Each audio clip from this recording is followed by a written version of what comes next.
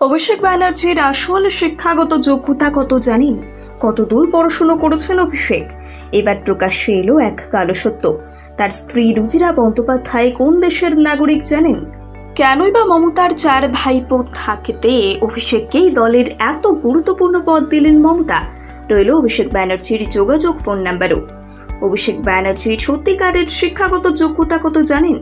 তথাকথিত সরকারি স্কুলে নয়, মাধ্যমিক থেকে উচ্চ মাধ্যমিক সবকিছুই করেছেন দামি বেতনের প্রাইভেট স্কুলে।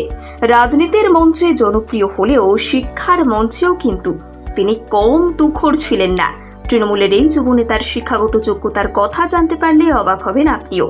দারুণ শিক্ষাগত যোগ্যতা থাকা সত্ত্বেও চাকরি বা ব্যবসার রাস্তা বেছে নেননি, বরং রাজনীতিকেই নিজের আজীবনের সঙ্গী করেছেন অভিষেক। মুখ্যমন্ত্রী মমতা ব্যানার্জির হাত ধরেই রাজনৈতিক মঞ্চে অভিষেকের এই উত্থান। রাজনীতি মহলের কানাঘুষো শোনা যায়, মমতা ব্যানার্জি না থাকলে নাকি কখনোই কিছু করতে পারতেন না অভিষেক। রাজনীতির মহলে যেরকম অবস্থানেই থাকুন না কেন, শিক্ষার ক্ষেত্রে কিন্তু দারুণভাবে নিজেকে যোগ্যতা প্রমাণ করেছেন অভিষেক। অভিষেক ব্যানার্জি উচ্চ মাধ্যমিক পাশ করেছেন MP Birla foundation high secondary school থেকে। এরপর দিল্লির Indian institute of planning and management থেকে বিবিএ পাশ করেন। তারপরে একই প্রতিষ্ঠান থেকে এমবিএ সম্পন্ন করেন তিনি। তারপরেও আরও একটি বড় ইউনিভার্সিটি থেকে সম্পন্ন করেন তার মাস্টার ডিগ্রি। পড়াশোনা শেষ করে 2011-তে রাজনীতিতে পা রাখেন তিনি। সাংসদ হন। তার স্ত্রী রুজিরা বন্দ্যোপাধ্যায় থাইল্যান্ডে জন্মেছিলেন, সে দেশের নাগরিক। তবে তার ভারতীয় বংশোদ্ভূত জনমানুষ কার্ড রয়েছে। তবে শিক্ষার ময়দানে দারুণ ছাপ ফেলা সত্ত্বেও কোনো রকম চাকরি বা ব্যবসা রাস্তায় না গিয়ে নিজের পিসিকে অনুসরণ করে নেমে পড়েন রাজনীতিতে।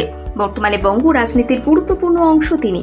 অভিষেক ব্যানার্জির সর্বমোট সম্পত্তির পরিমাণ 1,38,00,000 টাকা। 9830510000 এই নাম্বারে ফোন করলে আপনি অভিষেক ব্যানার্জির দপ্তরের সাথে কথা বলতে পারেন। খুব প্রয়োজনে কথা বলতে পারেন সাংসদ অভিষেকের সাথেও। আপনি চাইলে ইমেলের মাধ্যমেও কথা বলতে পারেন অভিষেকের সাথে। অভিষেক ব্যানার্জির ইমেল abhishek.aity@gmail.com। এক কর্মী সমর্থকদের সভায় মমতা বলেন, অভিষেককে কেন রাজনীতিতে নামিয়েছিলাম জানেন?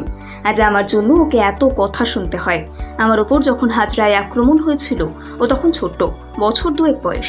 আমার মাথায় ব্যান্ডেজ বাঁধা ছিল। বাড়িতে আমাকে দেখে ও তখন একটা কংগ্রেসের পতাকা নিয়ে ঘুরে বেড়াতো। অর্থাৎ তখন মমতা বন্দ্যোপাধ্যায় কংগ্রেসে ছিলেন। আর বলতো, দিদিকে কেন মারলে জবাব দাও। অতীতের কথাগুলো প্রায় একটানা বলে যাচ্ছিলেন মমতা। প্রসঙ্গ উত্থাপনের শুরুতে তার গলায় যতটা চড়া ভাব ছিল, তা তখন কিছুটা নমনীয়। তিনি বলতে থাকেন, সেদিন ওকে কংগ্রেসের পতাকা হাতে ওসব বলতে শুনে রাজনীতিতে এনেছিলাম। অভিষেক বিশেষ গুরুত্ব পায় না আমার কাছে। আবারও সুর চড়ে বলেন, অভিষেককে দুর্ঘটনা ঘটিয়ে মেরে ফেলার চেষ্টা হয়েছে, আজও একটা চোখে দেখতে পায় না ও। অভিষেককে উপমুখ্যমন্ত্রীও করিনি, দলের সভাপতিও করিনি, সাংসদ হতেও বারণ করেছিলাম।